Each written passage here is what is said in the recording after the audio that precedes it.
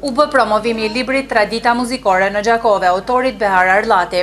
Në solemnitetin e organizuar me këtë rast, drejtori për kulturë në Gjakov, njëherësh edhe recenzenti i librit, Meriton Ferizi tha se ky libër është me rëndësi faktografike, aty gjen tipe të llojit të këngëve shqipe. Autori jep përshkrime të sakta për vlerat e këtyre këngëve.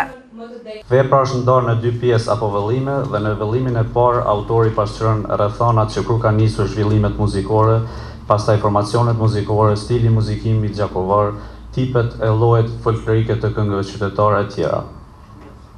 E ndarë me 4 kapituj, autori paraqet rrethonat historiko-shoqërore të periudhave të caktuara, përfshirë këtu dhe mendimet e autorëve të ndryshëm, marrëdhëniet muzikore në mes qytetit dhe fshatit dhe anasjedhas, stili muzikor i këngëve qytetare gjakovare, i këndimit në përgjithësi gjakovar, ndikimet e traditave tjera në atë të Gjakovës, përdorimi i makameve orientale në të cilat zakonisht në shekullit 18 deri në gjysmën e dytë të shekullit 20 krijoheshin këngët qytetare, e deri tek tipet folklorike të këngëve si ato lirike të dashurisë, epike historike, këngët e gurbetit. Nga ana tjetër, Ramazan Çeka, studiues muzike nga Shkodra, tha të jetë i befasuar me volumin dhe rëndësinë që jep autori këngëve autoktone.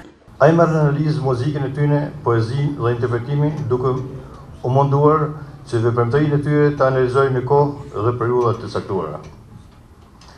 Në studimin e tij ndjehet patriotizmi i thellë që përshkon atë gjatë. Biseda e tij është e thjeshtë dhe me frazeologji të thjeshta.